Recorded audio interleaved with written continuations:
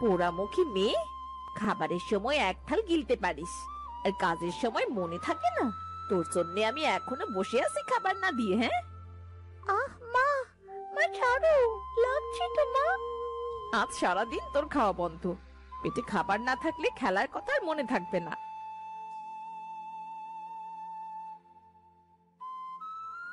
মা তো আমাকে আগে কত ভালোবাসতো, কিন্তু এখন এখন আমার সাথে কেন এমন করে?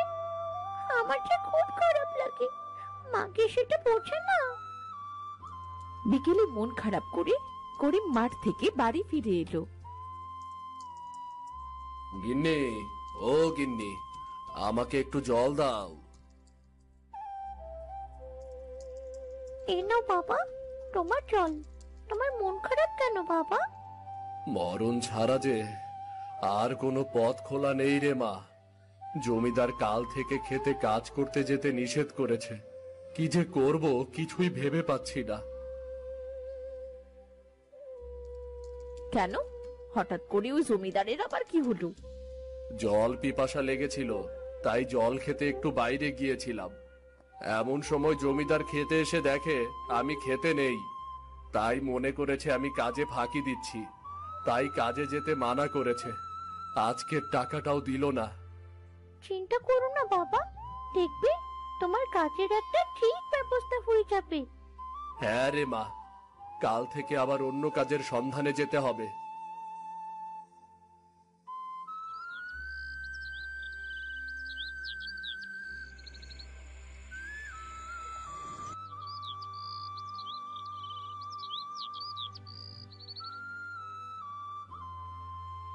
পরদিন সকাল সকাল রহিমা ঘুম থেকে উঠল। সে বাইরে এসে দেখল পেঁপে গাছটি বড় হয়ে তাতে বড় বড় পেঁপে ধরেছে। মা গো মা, এত বড় পেঁপে, তাও আবার একদিনে! সেতু, এই সেতু, ওগো শুনছো গো? আরে তোমরা গেলে কোথায় সবাই? কি গো, কি হলো তোমার? এত চিৎকার করছো কেন? ওগো দেখো, সামনে তাকিয়ে দেখো। এত বড় পেঁপে! মা গো মা, কালকেই তো গাছটি ছোট দেখেছিলাম, আজ হঠাৎ করে এত বড় হয়ে গেল কি করে? ঠিক সেরকম পেঁপে যেমনটি খেয়েছিলাম ওই জঙ্গলে। বাবা, তোমার গাছ নিয়ে আর কোনো চিন্তা করতে হবে না। আজ বরং এই পেঁপেগুলোই হাটে বিক্রি করে এসো। ঠিক বলেছিস মা, এত বড় বড় পেঁপে দেখলে যে কেউ পেঁপে কিনবে। একটা থাক বাড়িতে খাবার জন্য।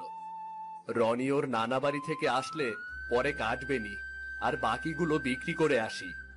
হ্যাঁ, একটা রেখে দাও। খোকা সেদিন পাকা পেঁপে খাবার জন্য খুব বায়না করছিল। ও তো কালই বাড়ি চলে আসবে, আসলে সবাই একসাথে খাবো। একটু বেলা হলে গাছ থেকে পেঁপেগুলো পেড়ে হাটে বিক্রি করতে নিয়ে গেল।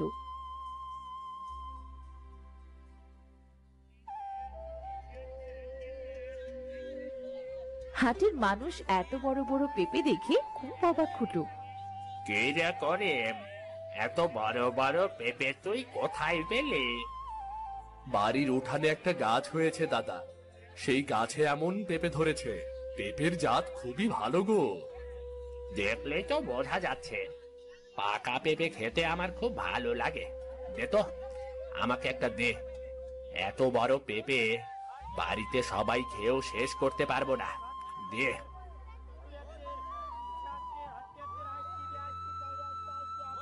করিমের কাছ থেকে যেই পেঁপে কিনতে আসছিল তারা সবাই খুব অবাক হচ্ছিল। এত বড় পেঁপে দেখে সবাই আগ্রহ করে কিনছিল। দেখতে দেখতে করিমের সব পেঁপে বিক্রি হয়ে গেল। বেশ কিছু টাকার পেঁপে বিক্রি করলাম। এবার এই টাকা দিয়ে বড় বাজার থেকে পাইকারি দামে সবজি কিনে এনে এখানে বিক্রি করব। এতে আমার সংসারটা বেশ ভালোভাবে চলে যাবে।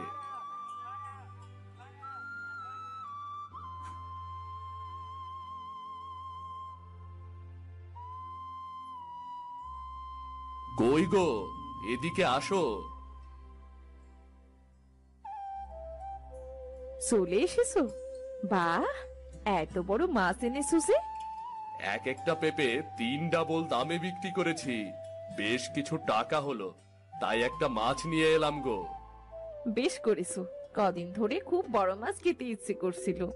আই সেতু, মাছটি কেটে ধুয়ে নে তো, আমি হাঁস মুরগিগুলো তুলে আসছি। আচ্ছা ঠিক আছে মা। একদিনে এত বড় বড় পেঁপে ধরলো কি করে কাছে? আমি তো রাজু, মিতু, বলাই এদের সাথে বললামই না। আমার তো ওদেরকে বলা উচিত ছিল। আমি কালই ওদের পেঁপের কথা বলবো। সেদিন রাতে সবাই ঘুমানোর পর পেঁপে গাছে সেই একটি পেঁপে দ্বিগুণ বড় হয়ে গেল।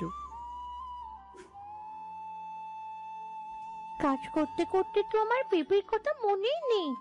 আজ ওদের সবাইকে ডেকে আনবো। সবাই মিলে একসাথে পেঁপেটি কেটে খাবো।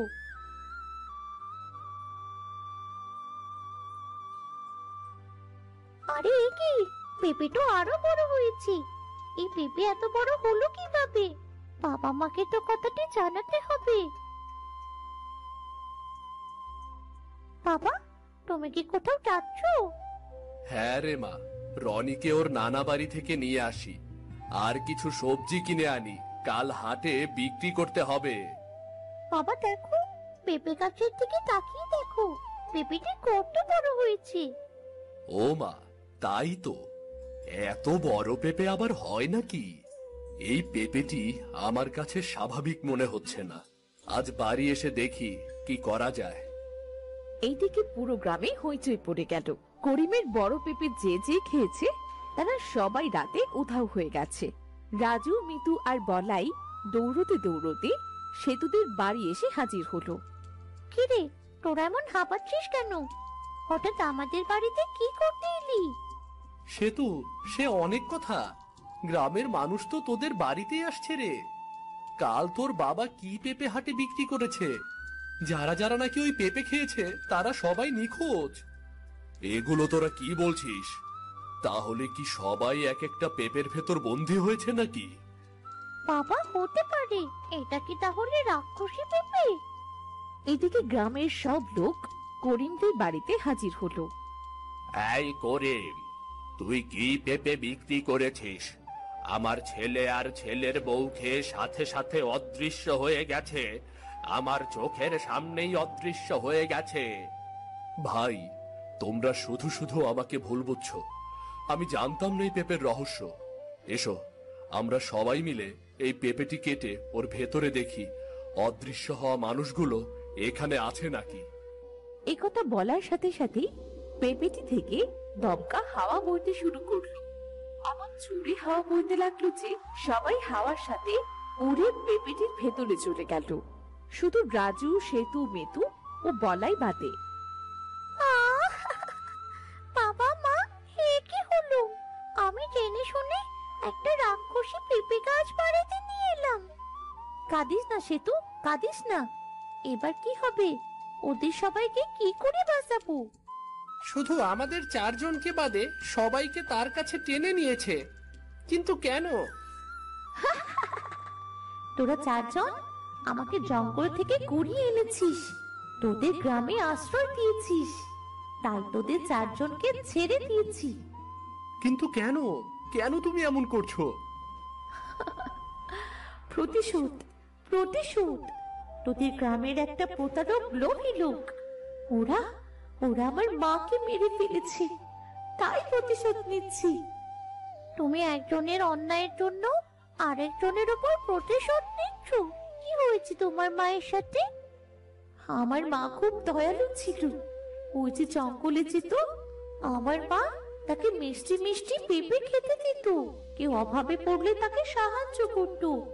একদিন এক কাঠুরে আমার মায়ের কাছে ছায়ায় বসে। আজ আজ এই জঙ্গল থেকে আমি বাড়ি ফিরবো না। এখানেই গলায় দড়ি দিয়ে মরবো, এখানেই গলায় দড়ি দিয়ে মরবো আমি। অভাবের জাতা কলেজে আমি পিষে যাচ্ছি। মৃত্যু ছাড়া আমার কোনো পথ খোলা নেই।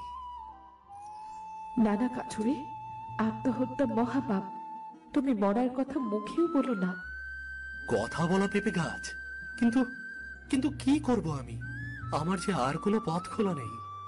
আমার গাছের একটা ডাল নাও, দেখবে এটা সোনার হয়ে যাবে। আশা করি এতে তোমার সমস্ত অভাব ঘুচবে।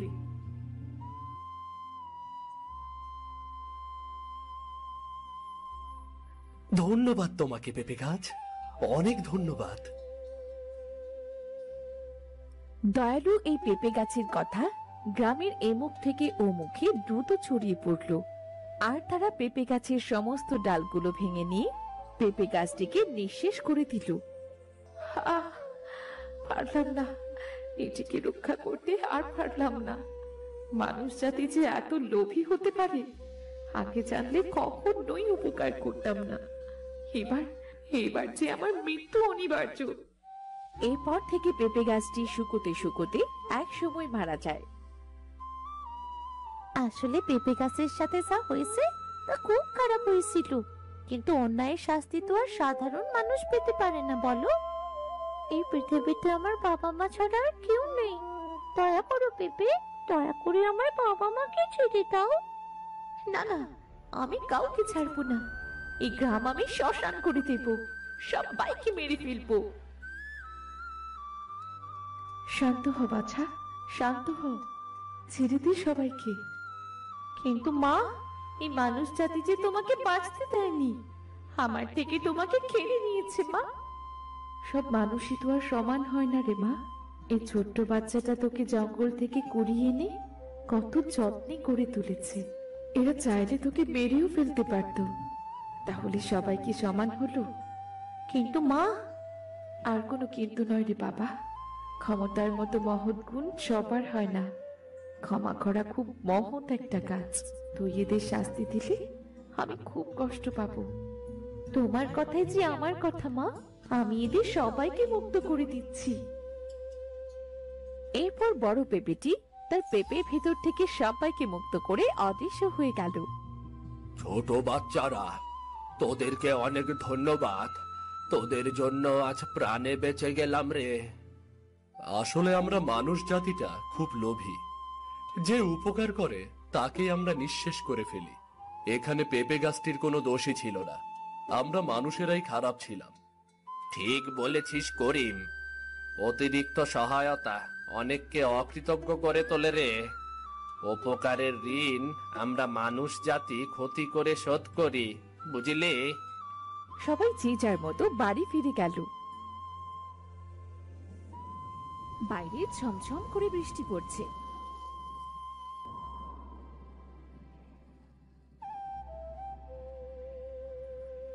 রতনের বউ তাকে এক বাটি মুড়ি দিয়েছে। রতন এক মুঠো মুড়ি মুখে দিয়ে চিৎকার করতে শুরু করলো। হায় হায় রে, আমার কপালের মতো এই মুড়িও জলে ভিজে নেতিয়ে গেছে গো। ছি, এই ভেজা নেতানো মুড়ি কোনো মানুষ খেতে পারে?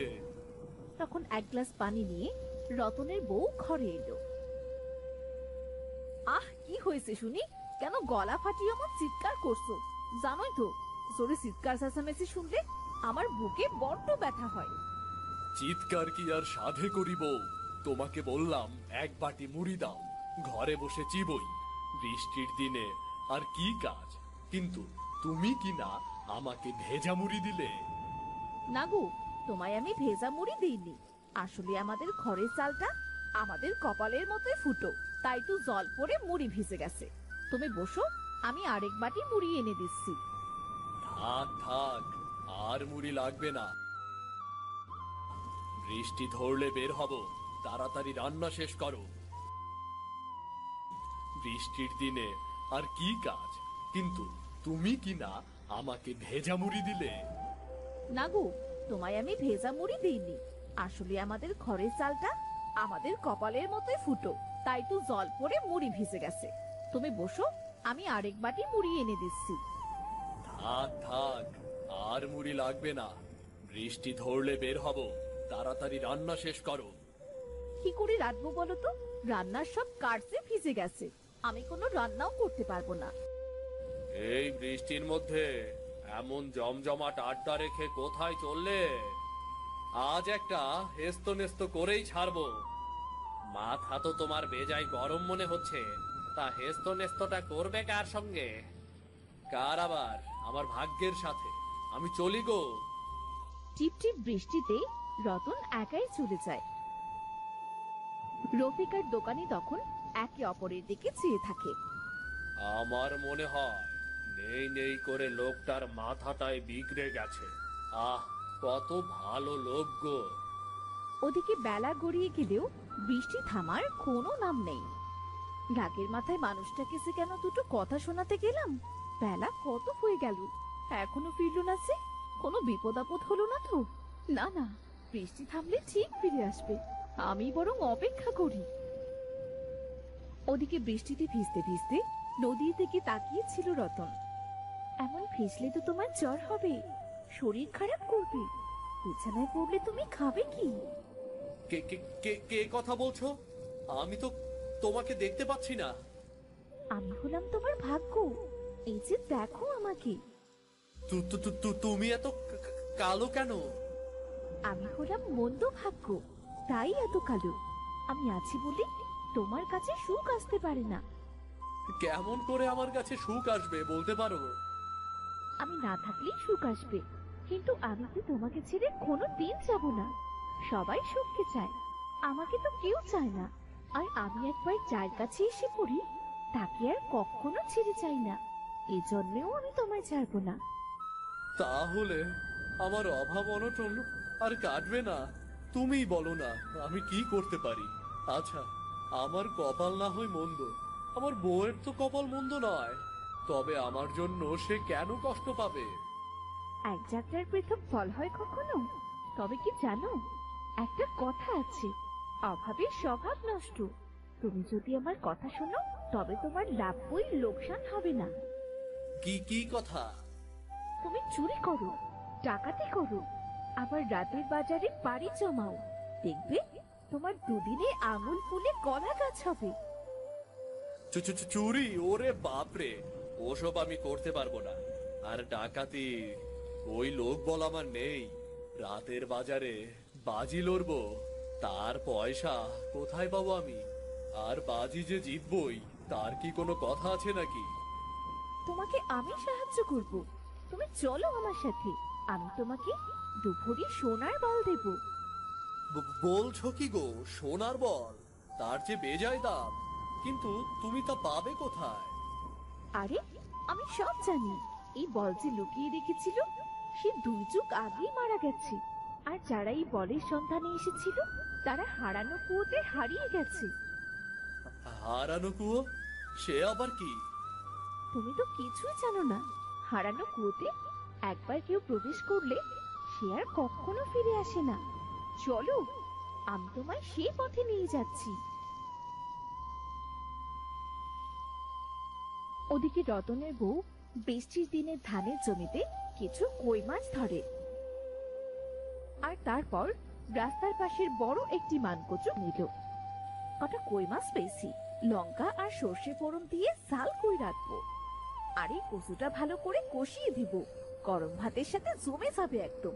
তাড়াতাড়ি রান্না করতে হবে, মানুষটা যে ফেরার সময় হয়ে গেল। সকালে কেন যে রাগ করলাম। যাই যাই, ঘরে ফিরে যাই। ভাবি, আপনি তো বেজায় গুণী। মাছ ধরেছেন, কচু তুলেছেন, বাহ, আজ তো বাজার খরচা বেঁচে গেল। আরে এ আবার এমন কি, জেদের বউ জলের মাছ তুলতে পারবো না? এ আবার হয়? তা আপনার বন্ধু, মানে আমার ঘরের মানুষটি কোথায়?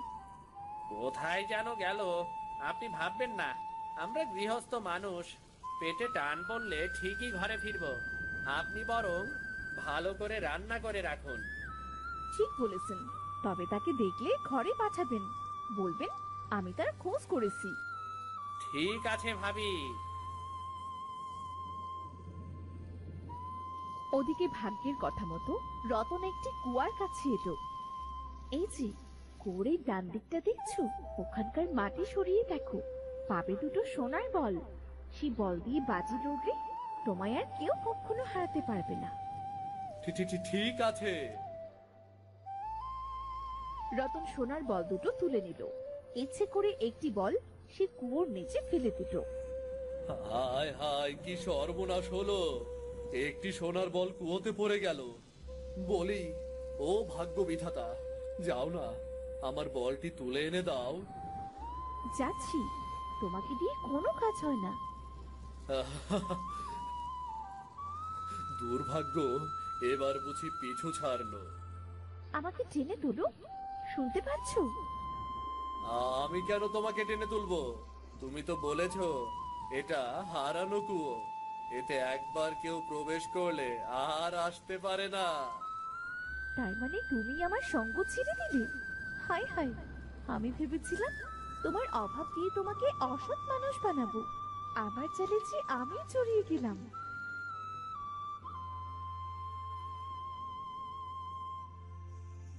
সোনার বল নিয়ে রতন ঘরে ফিরে এলো। ওদিকে রান্না করে খাবার বেড়ে রতনের বউ তার অপেক্ষা করছিল। হোগো, হোগো, তুমি এসেছো? হাত মুখ ধুয়ে এসো, আমি তোমার ভাত বাড়ছি। সকালে রাগের মাথায় যা বলেছি সব ভুলে যাও, আমাকে ক্ষমা করে দাও তুমি।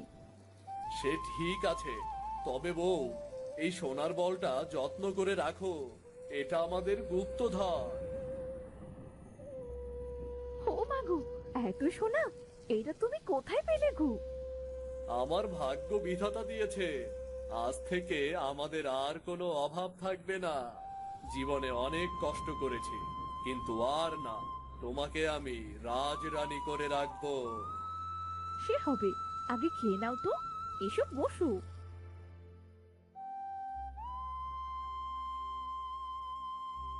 আহা, কতদিন পর এত ভালো খাবার খেলাম। বউ, আজ তো বেলা শেষ, কাল সকাল সকাল নদীতে জাল ফেলবো, কেমন? ঠিক আছে, এখন বিশ্রাম নাও তো।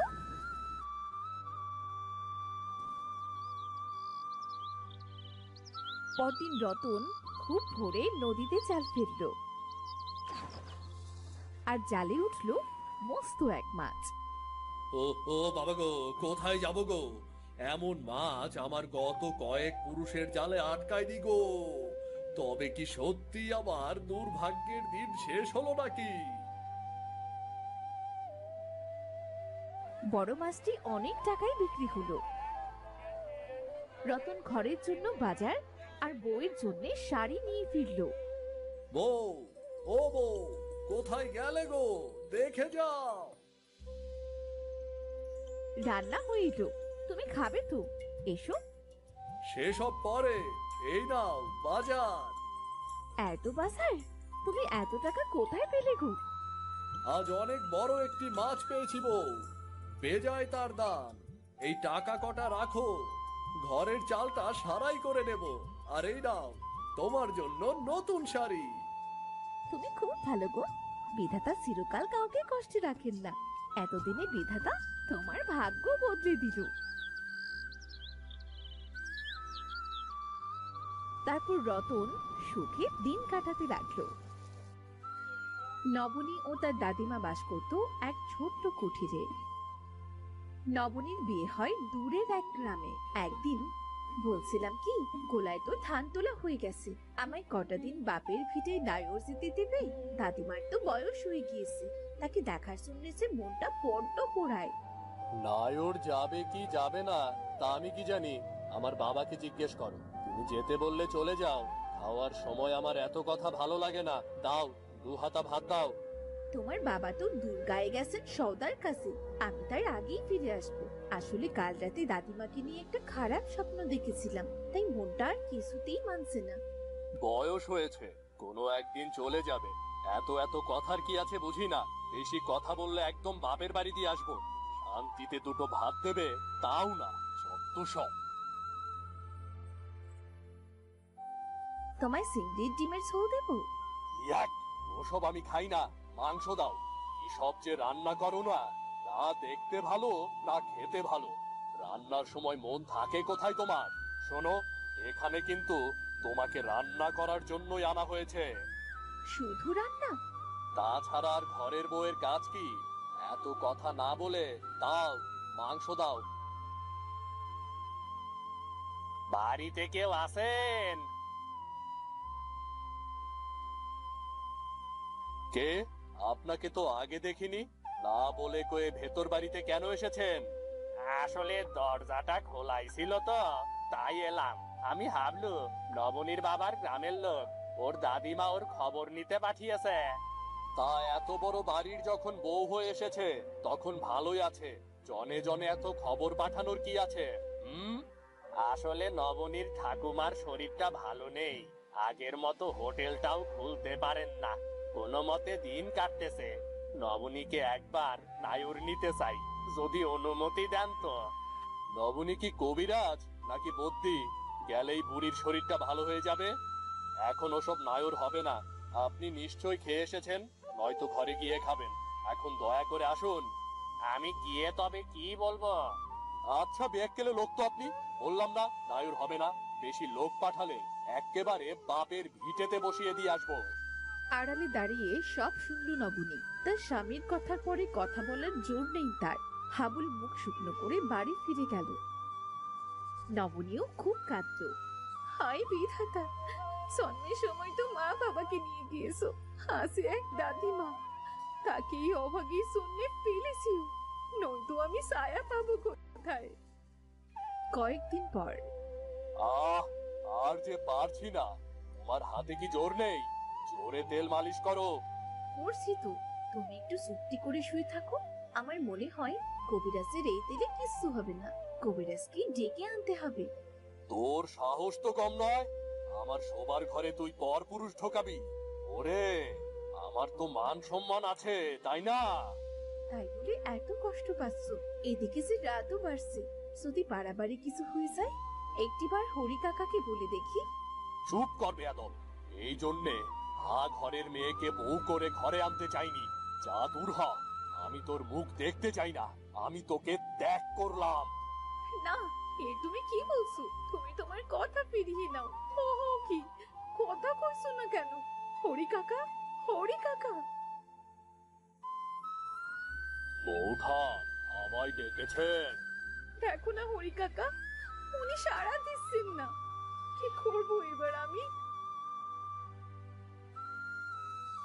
হায় হায় গো, আপনার যে কপাল পুড়েছে বৌঠার, দাদা বাবু যে আর নেই। হায় হায় গো, এ কি সর্বনাশ হলো গো। হায় বিধাতা, কেন আমায় এত বড় শাস্তি দিলে? এবার এবার আমি কোথায় যাব? কয়েকদিন পর আমাকে ডেকেছেন বৌঠান? এ ভিটিতে আর থাকা গেল না হরি কাকা, আমায় আমার গ্রামে দিয়ে আসবে। দাদিমা কতবার নায়নিতে লোক পাঠালো, তখন তো যেতে পারিনি। তবে এবার সে যেতেই হবে হরি কাকা। তুমি আমার সে অনেক বড়, আমি আমার জমানো কত টাকা আর গয়না ছাড়ার সাথে কিচ্ছু নিচ্ছি না। তুমি দেখে নিতে পারো, আর যদি ভুল করে থাকি তবে আমায় ক্ষমা করে দিও কাকা। এসব কি বলছেন বৌঠান? আপনি মালিক, আমি কাজের লোক। তবে আপনি বলুন কবে যেতে চান, আমি গিয়ে আপনাকে পৌঁছে দিয়ে আসবো বৌঠান। না হরি কাকা, আমি একাই যেতে পারবো। তুমি শুধু একটা গরুর গাড়ি রেখে দাও। লাল শাড়িতে এসেছিলাম, আর আজ সাদা শাড়িতে একা একা মুখ লুকিয়ে যেতে হচ্ছে। এসে বড্ড লজ্জার। আমি এখনই গারওয়ান ডেকে দিচ্ছি, আপনি সবকিছু বাধাবাধি করে নিন।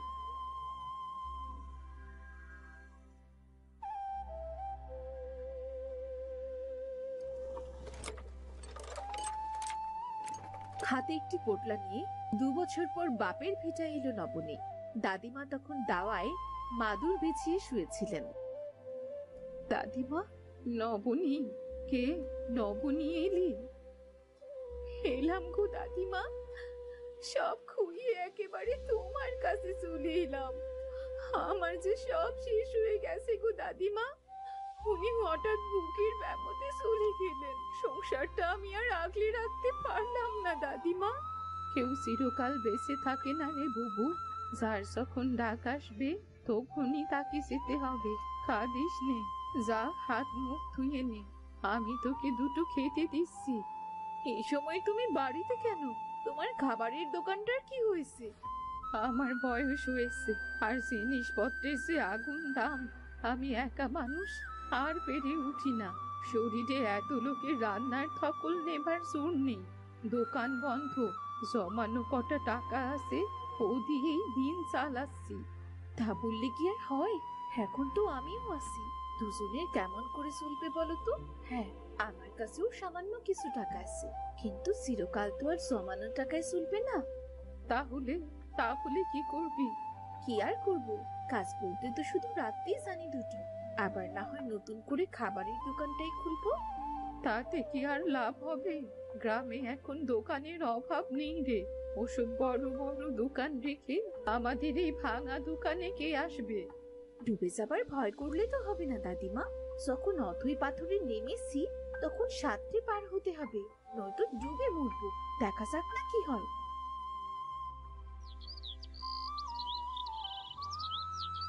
পরদিন। দাদিমা, ও দাদিমা, তুমি এখনো বসে আছো? চলো চলো, দোকানটা খুলতে হবে তো। তুমি দোকানটা খুলে বসো, আমি বাজার করে নিয়ে আসি। আজ কি রাত রে বুবু? দেখি বাজারে কি পাওয়া যায়, হাতে যে একদম সময় নেই।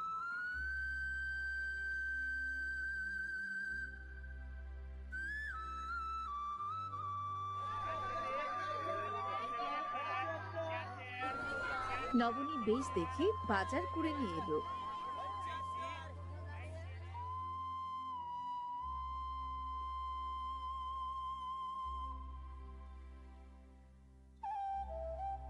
বউ দিদি, আরে হরি কাকা, তুমি এখানে? এসো এসো, বসো। আমাকে একটা কাজ দিতে পারবে বউ দিদি? ও বাড়িতে আমার আর কোনো দরকার নেই। বড় বাবু সব মারা গেলেন, মেজ দাদা সব নিজের করে নিয়েছে। আমি এখন কোথায় যাব বউ দিদি? কোনো ব্যাপার না হরি কাকা, আমাদের দুমুঠো ডাল ভাত জুটলে তোমারও ছুটে যাবে।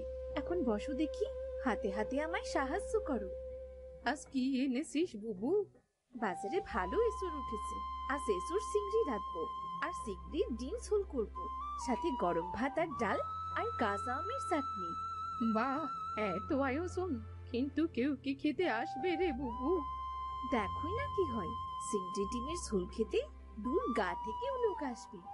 তাই যেন হয় রে বুবু, তোর যেন এই দোকান থেকেই দিন কেটে যায়। হরি আর নবনী মিলে খুব যত্ন করে সব রান্না করলো, আর খদ্দেরের জন্য অপেক্ষা করতে লাগলো। বউ দিদি, কেউ তো এলো না, কি করবে এবার? আমার মনে হয় সবাইকে ডাকতে হবে, না ডাকলে ওরা বুঝবে কেমন করে? ও হরি, তুই বরং হাঁক ডাক কর বাবা। সেই ভালো খুড়িমা, আমি বরং ডেকে দেখি। আসুন আসুন, খেয়ে যান। পেট ভরলেও এই খাবার খেয়ে কিন্তু মন ভরবে না। সুস্বাদু খাবার, খেয়ে যান। ঘরের খাবার খেয়ে যান। আসুন আসুন, চিংড়ির ডিমের ঝোল দিয়ে মজা করে খান। এঁচোড় চিংড়িও চেকে দেখুন। আসুন আসুন, আয়েশ করে খান আমের চাটনি। আসুন আসুন। আমার মনে হয় এসবই হবে না, লোকেরা কি খেতে চায় তা বুঝেই আমাদের রান্না করা উচিত। তা বলি এত যত্ন করে তৈরি করা খাবার নষ্ট হবে? কেউ তো এলো না। খুড়িমা, ও খুড়িমা, তুমি আবার দোকানটা খুলেছো? যাক, এবার দুটো মায়ের হাতের মতো রান্না করা মজার মজার খাবার খেতে পারবো। আমি না রে বাবা, নবনী এসেছে, সেই সব কিছু করেছে। একটু চেখে দেখবি নাকি? চাকবো কি গো, আজ তো কবজি ডুবিয়ে খাবো। তোমরা সব গুছিয়ে নাও, আমি আরো অনেককেই ডেকে আনছি। তা কি কি রান্না করেছিস রে মা নবমী? এসুর চিংড়ি, এসুর ডিমের ঝোল, ভাত ডাল আর আমের চাটনি। ও কাকা, এসব খাবার সকলে খাবে তো? খাবে না? কি বলছিস রে মা, খেয়ে সকলে আরো চাইবে। তুই দাঁড়া, আমি আমার পরিচিত কজনকে নিয়ে আসছি। হাবলু সহ গ্রামের কয়েকজন লোক খেতে বসলো। হরি সবাইকে খেতে দিল। আর কিছু লাগলে জানাবেন। আহা, আরো দুটো ভাত দাও ভাইয়া, সাথে চিংড়ির ডিমের ঝোল। আহ, কি ভালো খেতে! আরো চাই, চিংড়ির ডিমের ঝোল আরো চাই, প্রতিদিন চাই। বেশ, তাই হবে। চিংড়ি ডিমের ঝোল পাবে তোমরা, তবে কাল আবার এসো। আজকের মতো শেষ হয়ে গেছে। বাহ, কতদিন পর এত লোক আমার খাবারের হোটেলে বাদ পড়লো। খাবারের শূন্যে আবার সেই হাত ডাক। বিধাতা যা করেন তা মঙ্গলের শূন্যেই করেন। ঠিক বলেছো দাদিমা। একদিনে চিংড়ি ডিমের ঝুল রেঁধেছিলাম বলে কত কটাক্ষ শুয়েছি, আজ লোকেরা পয়সা দিয়ে কিনে খাচ্ছে। তুমি যাই বলো দাদিমা, এমন রান্নাই সকলে খেতে চায়। ঠিক বলেছো বৌদিদি। অনেক কথা হয়েছে, এখন সকলে বসো, সবাই একসাথে চিংড়ির ডিমের ঝোল দিয়ে ভাত খেয়ে তবেই ঘরে ফিরবো। কাল আবার কত কাজ বলো তো। হ্যাঁ হ্যাঁ, ঠিক কথা, চলো খেয়ে নিয়ে আসা। আজকের মতো বিয়ে হলে দোকানটা কিন্তু বড় করতে হবে। সব হবে দাদিমা, এবার এসো তো। সুজো একজন কাঠুরে, জঙ্গল থেকে কাঠ কেটে বিক্রি করেই তার সংসার চলে। অভাবের সংসারে তার স্ত্রী খুব অসুস্থ।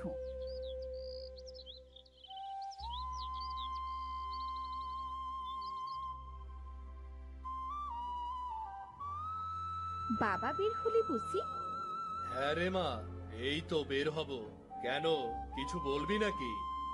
হ্যাঁ বাবা, মানে বলতে চাইছিলাম যে মায়ের ওষুধ তো কাল ফুরিয়ে গেছে বাবা। মা আবার বেশি অসুস্থ হয়ে পড়েছে, যদি আজ আসার সময় মায়ের ওষুধগুলো আনতে। হ্যাঁ রে মা, আনবো। কদিন ধরে হাটে তেমন কাঠ বিক্রি হচ্ছে না, কি যে করি, সংসারটারও বেহাল অবস্থা। আচ্ছা নয়না মা, তোর মাকে দেখে রাখিস, আমি আসার সময় কিছু ওষুধ আনবো ক্ষণ। এইভাবে বেশ কিছুদিন চলে গেল। সুজয়ের স্ত্রীও সুস্থ হয়ে উঠল। এইদিকে নয়না এসে তার মায়ের কাছে বায়না ধরলো কাঁঠাল খাবে বলে। মা, বাবাকে বলবে আজ আমার জন্য কাঁঠাল আনতে। আমি কাঁঠাল খেতে কতটা পছন্দ করি, হয়তো বাবা তা ভুলেই গেছে। কি হয়েছে রে মা, এমন রাগ করে কথা বলছিস কেন? কাঁঠাল খেতে কি খুব মন চেয়েছে? হ্যাঁ মা, কাঁঠাল খেতে আমার খুব ইচ্ছে করছে। রুবার বাবা একটা কাঁঠাল এনেছে, সবাইকে দিয়েছে মা, শুধু আমি ছাড়া। বলেছে আমরা গরিব, এত দামের কাঁঠাল নাকি আমাদের জন্য নয়। নয়নার মা নয়নাকে বুকে জড়িয়ে মাথায় হাত বুলিয়ে দেয় আর বলে, মা নয়না, কারো কথায় কিছু কষ্ট পেতে হয় না। কে কোন জিনিসের যোগ্য সেটা তো একমাত্র উপরওয়ালাই জানে। আজ তোর বাবা হাট থেকে আসলে বলবো তোর জন্য একটা কাঁঠাল নিয়ে আসতে।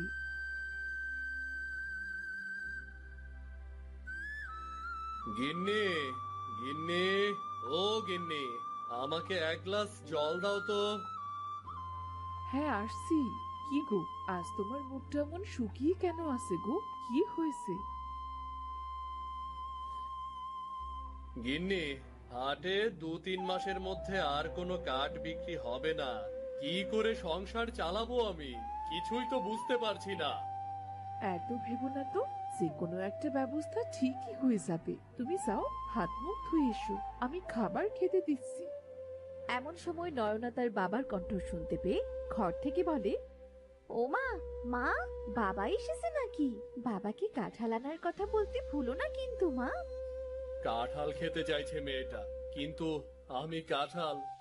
ও কিছু না, তুমি যাও, হাত মুখ ধুয়ে এসো। বাচ্চাদের কথায় সবসময় কান দিতে নেই। গিন্নি, মেয়েটা আমার যে খুব কাঁঠাল পছন্দ করে, এটা কিন্তু আমি ভুলিনি। কাঁঠালের যে দাম, হাত টানাটানির জন্য আর আনতে পারিনি। তুমি এসব নিয়ে চিন্তা করো না তো, আমি মেয়েটাকে বুঝিয়ে বলবো। পরদিন সুজয় হাঁটতে হাঁটতে জঙ্গলের উদ্দেশ্যে বের হয়।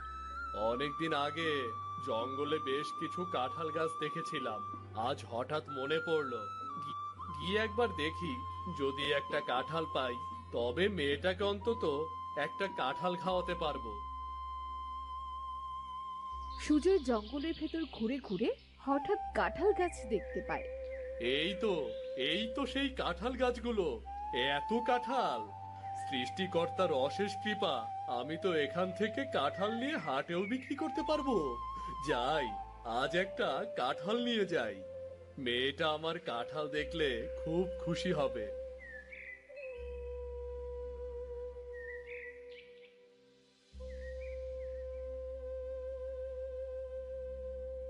নয়না মা, নয়না মা, বেরিয়ে আয়, দেখ মা, দেখ কাঁঠাল এনেছি রে। ও মা, এত বড় কাঁঠাল! বাবা, তুমি এত বড় কাঁঠাল এনেছো? মা দেখো না, বাবা কত বড় কাঁঠাল এনেছে। হ্যাঁ গো, তুমি এত টাকা কোথায় পেলে শুনি? এত বড় কাঁঠাল, দামও তো নিশ্চয়ই অনেক নিয়েছে। না গো গিন্নি, এটা কেনা না গো, জঙ্গলের ভেতরে অনেক গাছ আছে, সেই গাছে অনেক কাঁঠাল ধরেছে, সেখান থেকে একটা এনেছি গো। জঙ্গলে কাঁঠাল গাছ? তাহলে তো তুমি ওখান থেকে কিছু কাঁঠাল এনে হাটেও বিক্রি করতে পারো, এতে আমাদের সংসারটাও বেশ ভালোই চলবে। আমি তো তাই ভেবেছি, কাল জঙ্গল থেকে কাঁঠাল এনে তা হাটে বিক্রি করব। কাঁঠালের যে দাম, তাতে করে বেশ কটা টাকা উপার্জন করতে পারবো। তাহলে আমাদের বাড়িতে যে ভ্যান গাড়িটা পড়ে আছে ওইটা নিয়ে যেও, এতে তোমার কষ্টটাও একটু কমবে। এরপর সুজয় ভ্যান গাড়িটা নিয়ে জঙ্গলে গেল।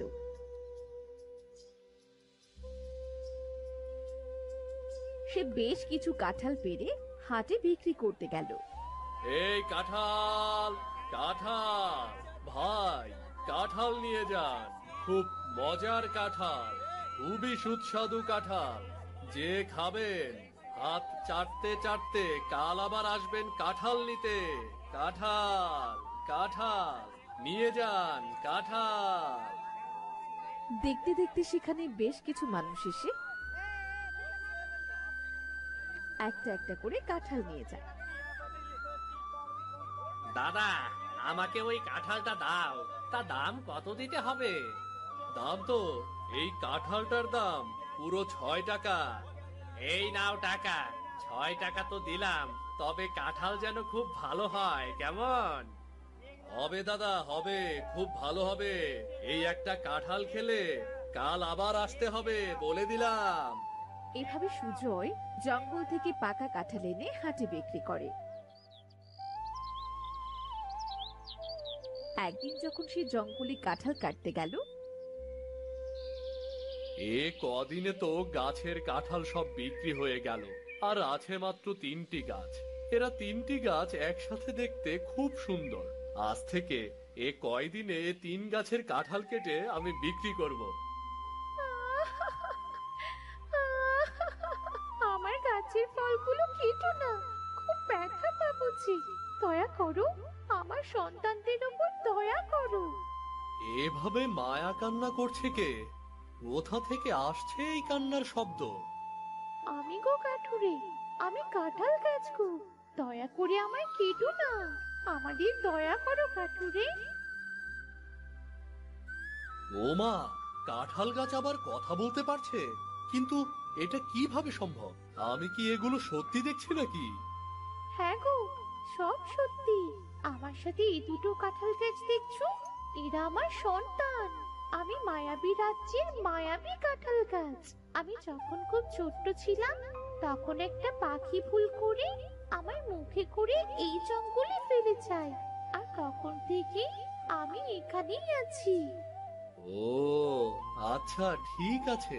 মায়াবী কাঁঠাল গাছ, আমি তোমাদের থেকে কোনো কাঁঠাল কাটবো না। তোমাদের কষ্ট দিয়ে তোমাদের থেকে কোনো ফল আমি নিতে চাই না। কাঁঠাল গাছ জাদু করে একটা ছোট্ট সোনার কাঁঠাল দিয়ে বলে, তুমি খুব ভালো গো কাঠুরে, তোমার ব্যবহারে আমি খুবই সন্তুষ্ট হয়েছি। এটা মায়াবী রাজ্যের মায়াবী কাঁঠাল। তুমি রোজ রাতে চাঁদের আলোয় এই কাঁঠালটি রাখলে আকাশ থেকে কাঁঠালের বৃষ্টি নামবে। তোমায় কাঁঠাল নিতে কষ্ট করে আর জঙ্গলে আসতে হবে না। কাঁঠালের বৃষ্টি? কাঁঠালের আবার বৃষ্টি হয় নাকি? হ্যাঁ গো কাঠুরে, হ্যাঁ, মায়াবী জিনিসের সবকিছু সম্ভব। আজ তুমি বাড়ি ফিরে যাও, এতেই তোমার সকল জিনিসের অভাব পূরণ হবে। সুজয় খুশি মনে জঙ্গল পেরিয়ে রাস্তা দিয়ে হাঁটতে হাঁটতে বাড়ি ফিরে এলো। কি গো, তোমার আবার কি হলো? মনটা আজ এত খুশি খুশি লাগছে যে? আজ কি কাঁঠাল বেশি বিক্রি হলো? না গো গিন্নি, আজ যে আমার সব থেকে খুশির দিন। শুধু রাত হবার অপেক্ষা করতে হবে। রাত হবার অপেক্ষা করতে হবে মানে? শোনো তাহলে। হোমা, সত্যি বলছো? আমাদের বাড়িতে কাঁঠাল বৃষ্টি হবে? রাত হবার তো আর কিছু সময় বাকি, তারপরই দেখা যাবে কাঁঠালের বৃষ্টি। বিকেল গড়িয়ে সন্ধে হলো, আকাশে চাঁদের আলো দেখা গেল। তখন সুজয় ও তার স্ত্রী ও মেয়ে এসে উঠোনে দাঁড়ালো। সেখানে সোনার কাঁঠালটি রাখতেই চাঁদের আলোয় উজ্জ্বল রশ্মি মিলিত হয়ে নামতে লাগলো কাঁঠালের বৃষ্টি। মা গো মা, কি চমৎকার কাঁঠালের বৃষ্টি! কখনো গল্পেও শুনিনি, আজ তা নিজেই চোখে দেখছি। কাঁঠালের বৃষ্টি, এবার তোমরা থেমে যাও। আজ আমার আর কাঁঠালের প্রয়োজন নেই। ওগো, এত কাঁঠাল একদিনে সব বিক্রি হবে তো? হবে গিন্নি, হবে। যদি আমাদের হাটে এত কাঁঠাল বিক্রি না হয়, তবে আশেপাশের হাটগুলোতে নিয়ে যাব, ঠিক হয়ে যাবে গিন্নি।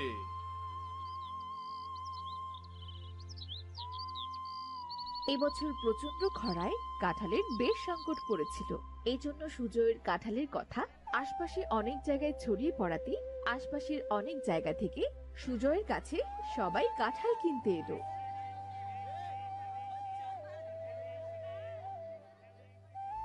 বুঝেছো গিন্নি, আমি কখনো কল্পনাও করতে পারিনি যে আমার কাছে এত কাঁঠাল থাকবে। সেই কাঁঠাল বিক্রি করে আমি এত টাকা পাবো। সবই সৃষ্টিকর্তার কৃপা, বুঝেছো? এই বছরের ঘর সারাইয়ের কাজটা সেরে ফেলো, না হলে কিন্তু এবার ঝড় বৃষ্টির সময় আর ঘরে থাকতে পারবে না। হ্যাঁ হ্যাঁ, ঠিক আছে। সারা বছর এমন ভাবে যদি কাঁঠাল বিক্রি হয়, তবে একেবারে একখানা বড় বাড়ি করব। আমার মেয়ের ইচ্ছেটাও পূর্ণ হবে। সেদিন রাতে যখন সূর্যের উঠোনে কাঁঠালের বৃষ্টি হচ্ছিল, তখন তাদের বাড়ির পাশ দিয়ে যাচ্ছিল তাদের প্রতিবেশী প্রীতম। এটা কিভাবে সম্ভব? সুজয়ের বাড়িতে কাঁঠালের বৃষ্টি হচ্ছে? এই সোনার কাঁঠাল আর চাঁদের কি সম্পর্ক? এমন উজ্জ্বল আলো বের হচ্ছে আর আকাশ থেকে কাঁঠালের বৃষ্টি হচ্ছে। কাঁঠালের বৃষ্টি, এবার তোমরা থেমে যাও। আজ আমার আর কাঁঠালের প্রয়োজন নেই।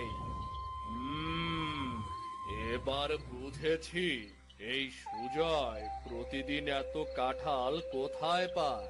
যাদের নুন আনতে পান্তা ফুরাতো, তারা কিনা এখন এত ভাবে চলে।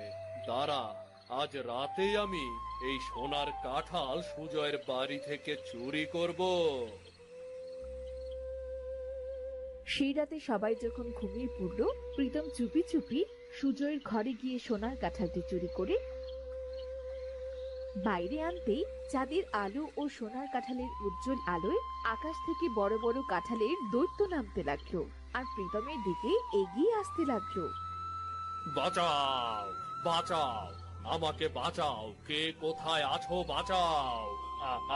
এই কাঁঠালের দৈত্যরা আমাকে মেরে ফেলবে। বাঁচাও আমাকে। সুজয় ও তার বউ বাইরে বেরিয়ে এসে এত কাঁঠালের দৈত্য দেখে তো বেশ অবাক হয়ে যায়। প্রীতম, তুমি আমাদের বাড়ি কি করছো? ভাই, তোমার এই সোনার কাঁঠালটি চুরি করে বাইরে আনতেই আকাশ থেকে বড় বড় কাঁঠালের দৈত্য পড়তে শুরু করলো। ভাই, এদের থামাও আগে, আমার ভুল হয়েছে। দৈত্যরা, তোমরা থেমে যাও আর পড়ো না আকাশ থেকে। একে ক্ষমা করে দাও। হঠাৎ সেই কাঁঠাল গাছটি তাদের সামনে ভেসে ওঠে আর বলে, এবারের মতো ক্ষমা করে দিলাম। আর কোনোদিন যদি এমন ভুল করিস, তবে আমি তোকে কাঁঠাল বানিয়ে রাখবো। আমার জিনিস চুরি করা? না না, আমার ভুল হয়েছে। আমি আর কখনো চুরি করব না। পালা প্রীতম, পালা। ধন্যবাদ কাঁঠাল গাছ, তুমি আবারও আমাকে বিপদ থেকে উদ্ধার করলে। তুমি আমার জীবন দান করেছো, আর সামান্য এই বিপদ থেকে তোমায় উদ্ধার করতে পারবো না?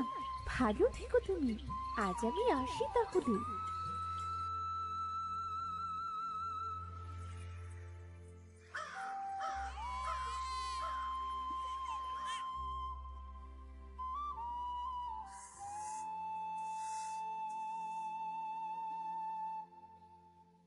কই গো, আজ উঠবে না নাকি? কাল ঘুমানোর আগে তো বললে সুজন মাঝির কাছ থেকে নদীর টাটকা মাছ আনবে। সকালে ঘুমের সাথে সাথে কি খেয়ে ফেললে সেসব কথা? ওগো, ওগো শুনছো? আহ এদিকে সূর্যের আলো চোখে, ওদিকে বউয়ের ঘ্যান ঘ্যানানি কানে। জীবনের আর কিছুই থাকলো না রে, জীবনের আর কিছুই থাকলো না। আহ, হ্যাঁ গো, শুনছি। কি গো, নদীতে যাবে না নাকি? বলেছিলাম আজ গ্রামের গরিব কিছু বাচ্চাদের খেতে দেব। সকাল সকাল নদীর টাটকা মাছ এনে দেবে। সে কথা কি ভুলে গেলে নাকি? আরে না, ভুলবো কেন? এই তো যাবো আর আসবো। আমি এক্ষুনি যাচ্ছি।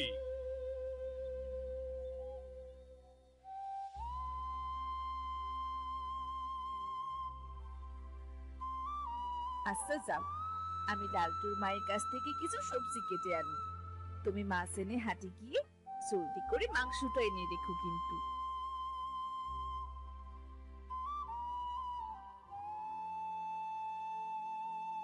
বুড়ি বাজে, এত সকাল সকাল কিছু লাগবে নাকি?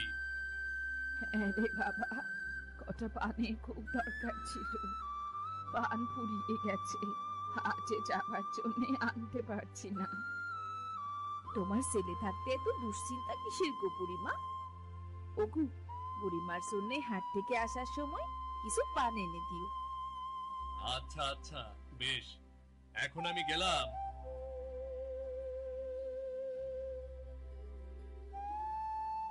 ও বুড়িমা, তুমি এখানে বসো, আমি লালটুদের বাড়ি থেকে কটা শাক নিয়ে আসি। আজ কটা গরিব বাচ্চাদের খেতে দেব। তুমিও কিন্তু থাকবে, আমাকে হাতে হাতে সাহায্য করবে। আচ্ছা বেশ বেশ, তোরা দুজনেই কত ভালো। দোয়া করি উপরওয়ালা তোদের একটা সন্তান দিক, তোদের ঘর আলো করুক।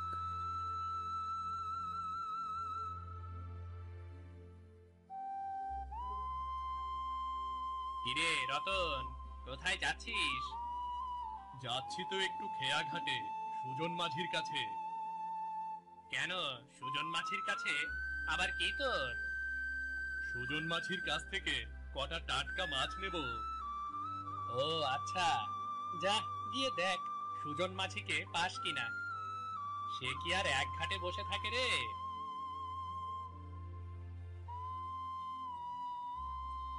রামুর সাথে কথা বলা শেষ করে রতন আবারও পথ চলতে লাগলো। কিছু সময় পর খেয়া ঘাটে পৌঁছে দেখলো আজ নদীতে কোথাও কেউ নেই। কি ব্যাপার, আজ কি সুজন মাঝি আসেনি? ওকে তো কাল বলেছিলাম আজ আমার কিছু মাছ প্রয়োজন। কোনো বাচ্চার কান্নার আওয়াজ আসছে মনে হচ্ছে। কোথা থেকে আসছে?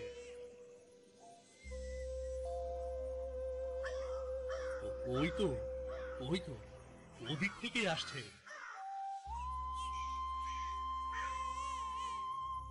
ওখানেই তো কোনো বাচ্চা কাঁদছে। আবার দেখছি আকাশে কিছু কাক ডাকছে। ঘটনা কি?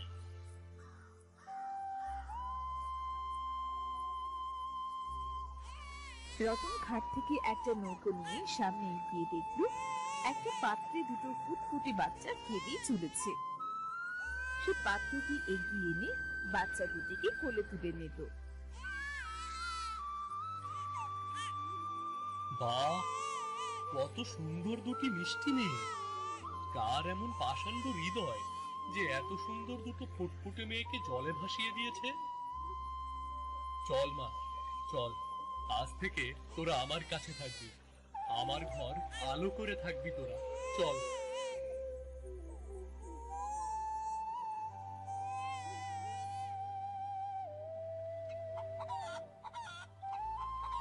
লোকটা যে এখনো কি করছে কে জানে। কতটা বেলা হলো বলো তো? বাড়ি ফিরে হাটে যাবে, হাট থেকে ফিরে মাঠে যাবে, কখন করবে এসব? এত চিন্তা করিস না মা, আমাদের রতন খুব হিসেবি, ওর হিসেব মতো ঠিক কাজ করবে। হ্যাঁ গো বুড়িমা, বড় কপাল করে ওর মতো একটা মানুষ পেয়েছি।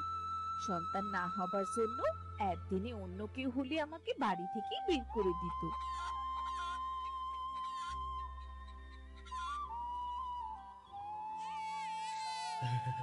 বউ, ও ও বউ, এই দেখো কাদের এনেছি গো। তাড়াতাড়ি উঠে এসো তো দেখিনি।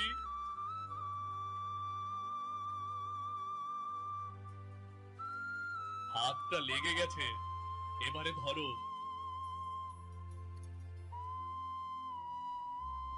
ওমা, এরা কারা? আর তোমার কোলে এ তো দুটো বাচ্চা। কার বাচ্চা এনেছো? জানি না গো বউ, জানি না। এ কার বাচ্চা সেটা তো বলতে পারবো না। নদীতে একটা বড় পাত্রের ভেতরে কে যেন ভাসিয়ে দিয়েছে। খুব কান্না করছিল দেখে আমি আর ফেলে আসতে পারলাম না, একেবারে সাথে করেই নিয়ে এসেছি। ওমা, তাই নাকি? তা খুব ভালো করেছো। সৃষ্টিকর্তা আমাদের এই দুটো সন্তানের জন্যই মনে হয় এতদিন অপেক্ষা করিয়েছিলেন। হ্যাঁ গো, হ্যাঁ, আজ যে আমার আনন্দের দিন গো। ওগো, হা করে দাঁড়িয়ে কি দেখছো? হাঁটে যাও, এদের জন্য দুধ, একটা দোলনা আর কিছু কাপড় নিয়ে এসো। এদের গাটা আমি ধুয়ে মুছে দিই। আচ্ছা বউ, আচ্ছা, আমি এই যাব, এই আসবো।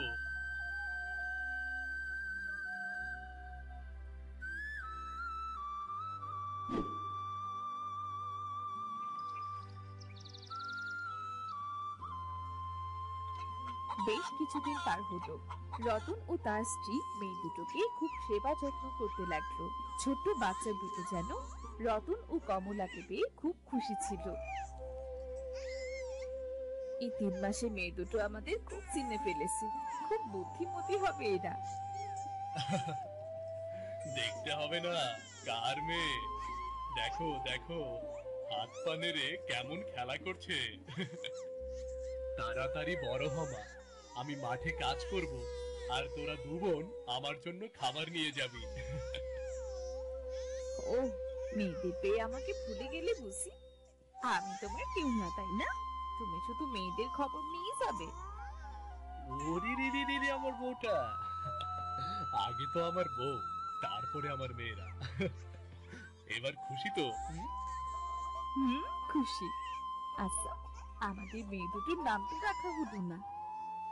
তাই তো। আচ্ছা, দাঁড়াও, ভেবে নেই। হ্যাঁ, পেয়েছি। এদের নাম ময়না আর টিয়া। বাহ, বেশ সুন্দর নাম তো। আমরা ময়না আর টিয়াকে খুব ভালোভাবে মানুষ করব। ওদের একটা ভালো স্কুলে পড়াবো। তারপর দু বোনকে দুটো ভালো ছেলে দেখে বিয়ে দিব। চারজনের সংসার বেশ হাসি আনন্দে কেটে যাচ্ছিল।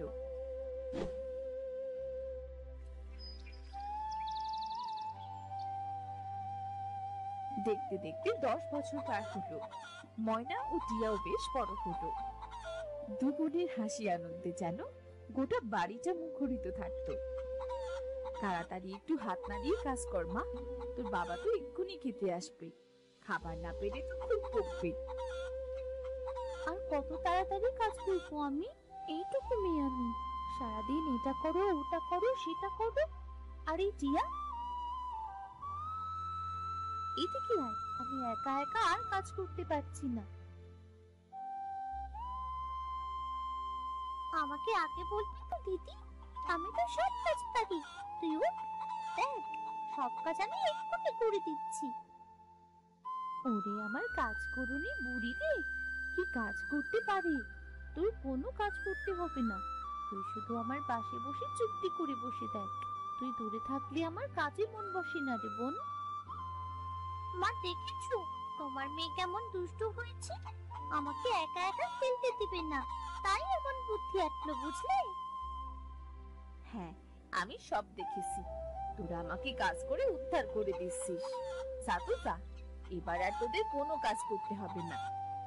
এই দিদি, মা মনে হয় রাগ করেছে। হ্যাঁ রে, আমারও তাই মনে হলো। মা, তুমি কি আমাদের উপর রাগ করলে?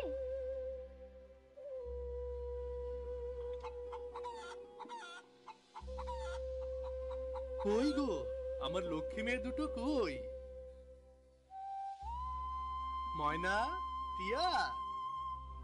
ইয়ে, বাবা এসেছি।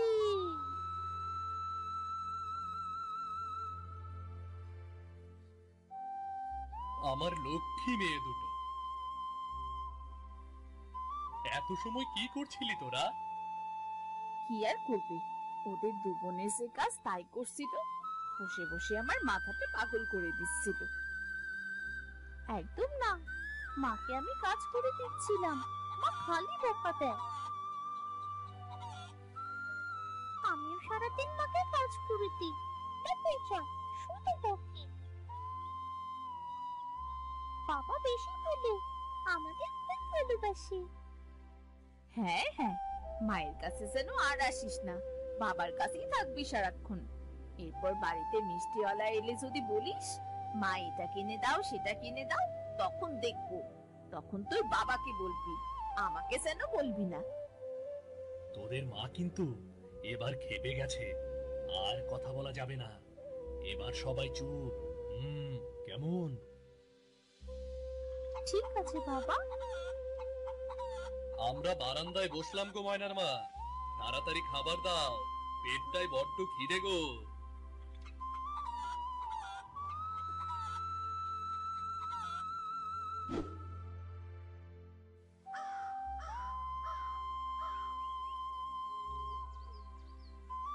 কি গো, চললে বুঝি?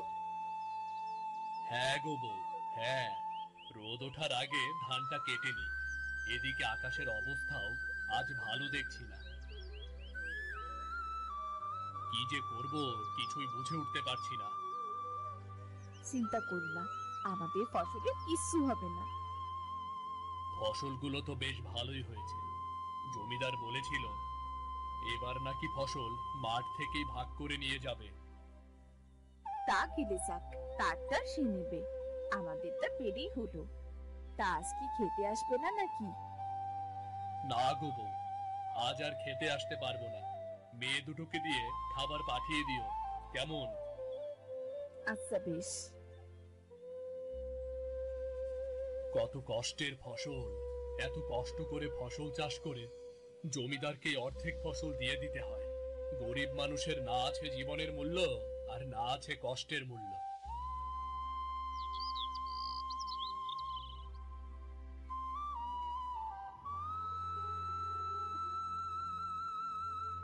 টিয়া দেখ, মা একা একা কাজ করছে। কাল রাতে মা তো বলেছিল মা শরীরটা ভালো না। হ্যাঁ রে দিদি, তাই তো বলেছিল। আমাদের ঘুম থেকে উঠতে বড্ড দেরি হয়ে গেল। চল আমরা কি আগে জলটুকু নিয়ে আসি। হ্যাঁ তাই চল।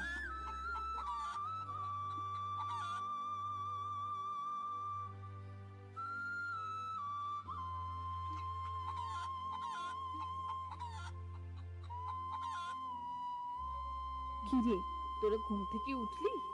উঠে কলসি নিয়ে কোথায় ছুটলি? এই তো মা, জল আনতে যাচ্ছি।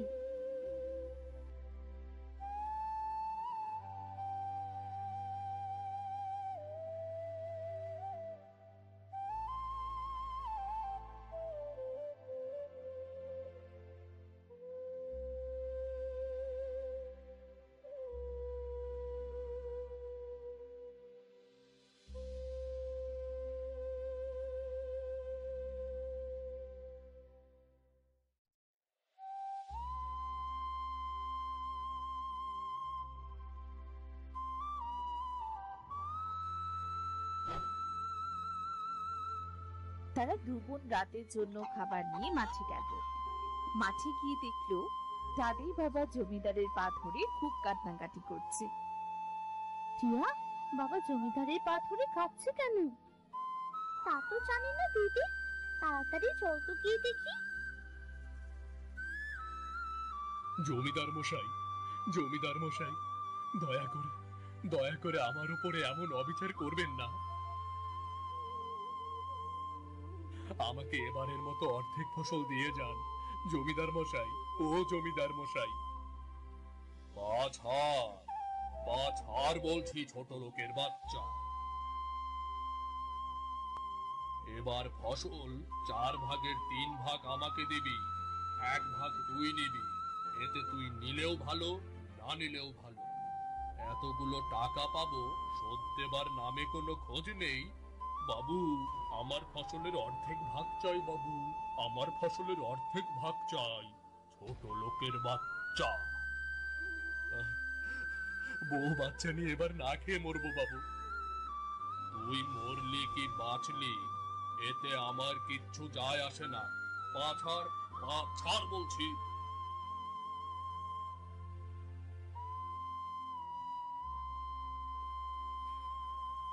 জমিদার মশাই, আপনি আমার বাবার সাথে এমন ব্যবহার কেন করছেন?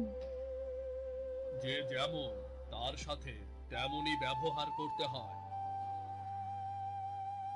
ছোট লোকের দল আবার আমার কাছে কৈফিয়ত চাচ্ছে।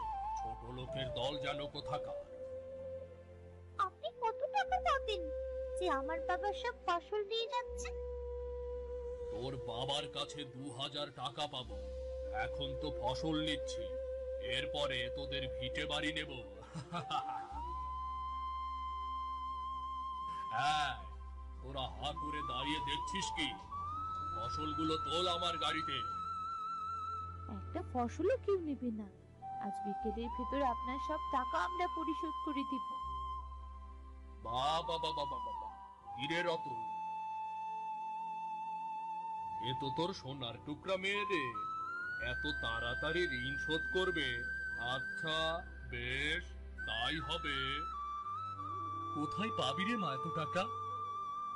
এসব আলাপ বাড়ি গিয়ে করিস রে রতন। এখন আর ফসল নিলাম না। যদি আজ বিকেলে আমার টাকা না পাই, তবে কাল সব ফসল আমার বাড়িতে চলে যাবে, বলে দিলাম। আয় আয়, চল তোরা, চল তোরা।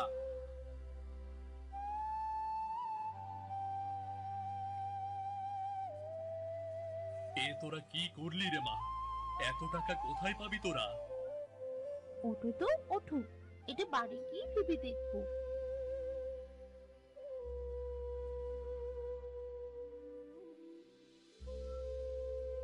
যাও বাবা, ফসলটা সেরে এসো, এরপর আমরা একসাথে খাবো সবাই।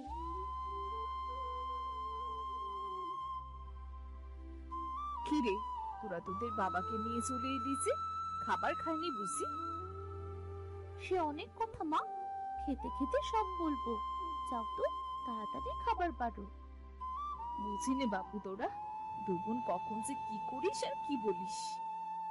চল টিয়া, ঘরে চল।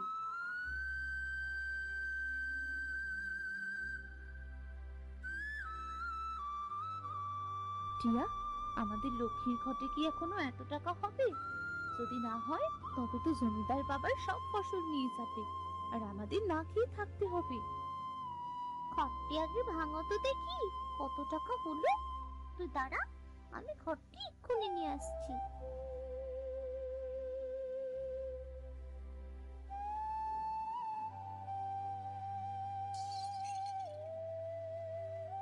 অনেক টাকা জমেছে দিদি, গুনে দেখছি। মাত্র তো 1000 টাকা হলো রে টিয়া, এবার কি হবে? বিকেলের মধ্যেই তো জমিদারের টাকা দেবার কথা।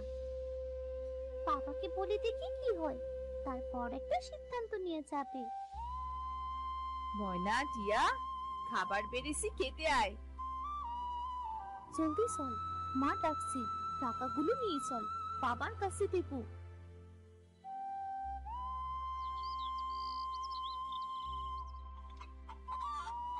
কি রে, তোরা খাচ্ছিস না কেন?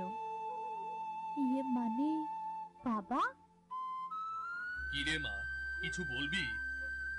হ্যাঁ বাবা, বড় মুখ করে জমিদারকে তো বলেইলাম টাকাগুলো দিয়ে আসবো, কিন্তু কি আর করবো রে মা, জমিদার কাল এসে সব ফসল নিয়ে যাবে। যা হবার হবে, এত চিন্তা করিস না রে মা। বাবা এই নাও, এখানে 1000 টাকা আছে। আমরা দু বোন খাবারের টাকা থেকে জমিয়েছিলাম। 1000 টাকা? এত টাকা তোরা আবার কবে জমালি? তোমরা আমাকে স্কুলে টিফিন খেতে দাও না, সেই টাকা দিয়ে কিছু না খেয়ে এতদিন আমরা জমিয়েছিলাম। ভেবেছিলাম এবার ঈদে সবাই নতুন কাপড় কিনবো, কিন্তু গিন্নি, দেখো দেখো গিন্নি, আমার মেয়ে দুটো বড় হয়ে গেছে। বাবা মায়ের কষ্টে তারা সাহায্য করতে শিখেছে। সাহায্য করতে পারলাম করবো বাবা। এবার তো জমিদার আমাদের সব ফসল নিয়ে যাবে। জমিদারের সব টাকা আমরা শোধ করে দেব। ওগো, আমার যে সোনার দুটো চুড়ি আছে, আজ সেগুলো শেখের কাছে বিক্রি করে দাও, আর 1000 টাকা দিয়ে সব শোধ করে দেবে। হ্যাঁ বাবা, যদি টাকা বাঁচে তাহলে তুমি চাষ করবে, জমিদার থেকে আর কোনো ঋণ নেবে না। ঠিক বলেছিস রে মা। ভাগ্যিস আমার ঘরে দুটো লক্ষ্মী মেয়ে ছিল, না হলে এমন সুদিন কখনোই আসতো না।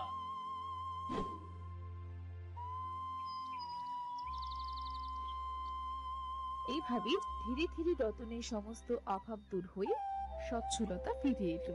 ময়না টিয়াও বড় হলো। এর ভেতর ময়নার বিয়ে ঠিক হলো পাশের গ্রামের মোড়লের ছেলের সাথে। বিয়ের বেশ বড় আয়োজন করা হলো। ওগো, মাছ কিন্তু একদম টাটকা চাই, আমার মেয়ের বিয়ের মাছ বলে কথা। আমরা দু বোন তো যাচ্ছি মা, এত চিন্তা করো না। আমরা সুজন কাকার কাছ থেকে ভালো মাছই আনবো। ময়না, টিয়া আর রতন নদীর উদ্দেশ্যে রওনা দিল। তারা নদীর ধারে গিয়ে দেখলো একটা লোক নদীর ধারে অচেতন অবস্থায় পড়ে আছে। বাবা, বাবা, ওইটা কি? ও মা, মনে তো হচ্ছে কেউ মারা গেছে। চল তো গিয়ে দেখি।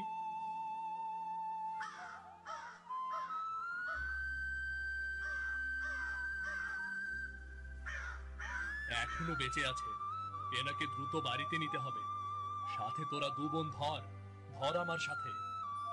হ্যাঁ বাবা, তাড়াতাড়ি ওনার চিকিৎসার প্রয়োজন।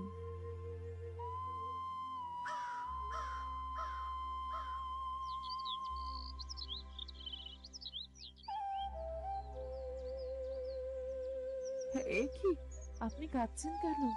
আপনার অমন অবস্থা কি করে হলো? সবই আমার কর্মের ফল। আমি আমার শাস্তি পাচ্ছি।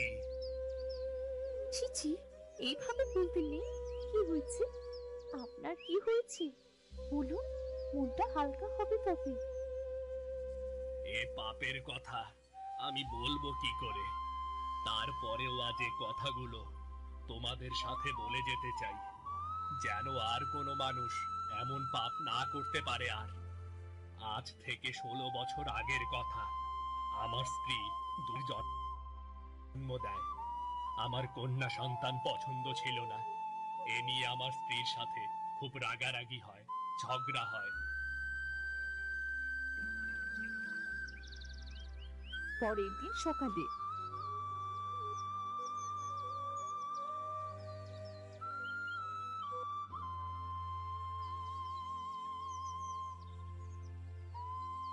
আমার মেয়েরা, আমার মেয়েরা কই? ওগো, ওগো, আমার মেয়েরা কই? এই, তোর এই কাহিনী বাদ দে তো। মেয়েদের আমি নদীতে ফেলে দিয়ে এসেছি রাতের বেলায়। এবার আমার ছেলে চাই, বুঝলি? ছেলে। না, না, যেখানে আমার বাচ্চাদের ঠাঁই মেলেনি আমিও সেখানে থাকবো না।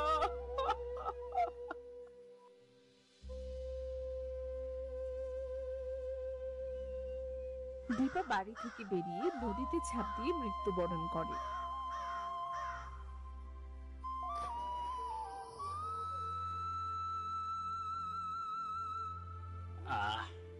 তারপরে আমি আমার ভুল বুঝতে পেরেছিলাম। এরপর থেকে রোজ আমি ওই নদীর ধারে এসে বসে থাকি আমার বউ বাচ্চার আশায়।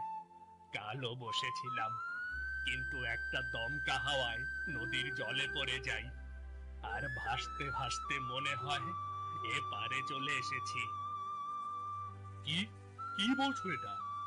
বউ, বউ, এ তো আমার ময়নাটিয়ার বাবা গো। কি বলছো কি বাবা? হ্যাঁ রে মা, আজ থেকে 16 বছর আগে এই নদীতে একটা বড় পাত্রের ভেতর তোদের আমি পেয়েছিলাম। আমার মেয়ে, আমার মেয়েরা। যে আমাদের নদীতে ভাসিয়ে দিতে পারে সে আমাদের বাবা কখনো হতে পারে না। এই কথা বলিস না রে মা, উনি তার কর্মের শাস্তি পেয়েছে। তোদের কাছে ক্ষমা চাইবার মুখ নেই রে আমার মা। হয়তো হয়তো আমি আর বাঁচবো না রে। তোদের দেখার জন্য মনে হয় ওপরওয়ালা এতদিন আমাকে বাঁচিয়ে রেখেছিল। আমাকে ক্ষমা করে দিস তোরা। এমন কথা বলো না বাবা, তুমি আমাদের জন্মদাতা বাবা, এটা তো অস্বীকার করতে পারবো না। এখন থেকে তুমি আমাদের সাথেই থাকবে বাবা। তোরা যে আমাকে ক্ষমা করেছিস এতে আমি মরেও শান্তি পাবো রে মা। আমি আমি আর বেশি সময় বাঁচবো না রে ভাই। তুমি আমার মেয়েদের এত যত্নে মানুষ করেছ, আজ আমি ওদের নিজের বাবা হয়েও লজ্জিত। তোমরা সবাই আমাকে ক্ষমা করে দিও, ক্ষমা করে দিও।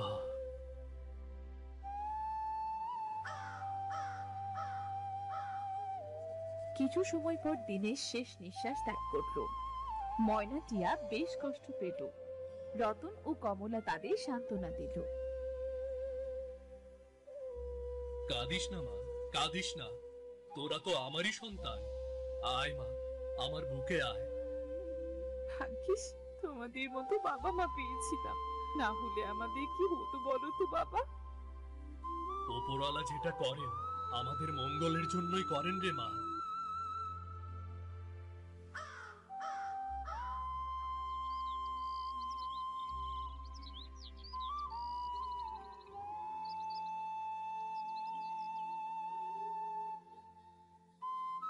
কি রে মিথিলা, এই সাত সকালে আমার বাড়িতে কি মনে করে? কি আর মনে করে আসবো, ভালোভাবেই তো জানো আমি সবজি নেবার জন্য এসেছি। এই প্রতিদিন তোর সবজি নেবার স্বভাবটা কি আর যাবে না? কি আর করবো বুড়িমা, জানোই তো সপ্তাহে একদিন বাজার বসে। সে একদিনই সবজি দিয়ে কি পুরো সপ্তাহ চালানো যায়? আমার হয়েছে যত জ্বালা, বাজার ছাড়া কারো কাছে বিক্রিও করা যায় না। সবাই আমার থেকে এসে বিনামূল্যেই সবজি নিয়ে যায়। অমন করে বলো না বুড়িমা, তুমি আসো বলি তো আমরা খেয়ে পড়ে বেঁচে আছি গো। আমার দিকটাও তো একটু দেখতে হবে নাকি? কি আর করার, যদি বাজার ছাড়া কিনে নেওয়ার নিয়ম থাকতো তাহলে প্রতিদিন আমরা তোমার থেকে কিনে নিতাম। দেবাশিস বাবু যে কি করেন না, সেই পুরনো আমলের নিয়ম নিয়ে উনি এখনো পড়ে আছেন। থাক, এখন এসব কথা বাদ দাও। তুমি আমাকে কিছু সবজি দাও রান্না করার জন্য, বাড়িতে কিছু নেই। কি আর করব, তোরা হলি আমার ছেলে মেয়ে, তোদের তো আমি অভুক্ত রাখতে পারি না। তুমি চিন্তা করো না বুড়িমা, আমরা এই বিষয়ে দেবাশিস বাবুর সাথে নিশ্চয়ই কথা বলবো। কথা বলে কোনো লাভ হবে বলে মনে হয় না। দেবাশিস বাবু আমাদের কষ্টটা তো বুঝতেই চায় না। আমরা যদি সবাই মিলে দেবাশিস বাবুকে বলি তাহলে তিনি নিশ্চয়ই শুনবেন। আচ্ছা, বলিস না হয়।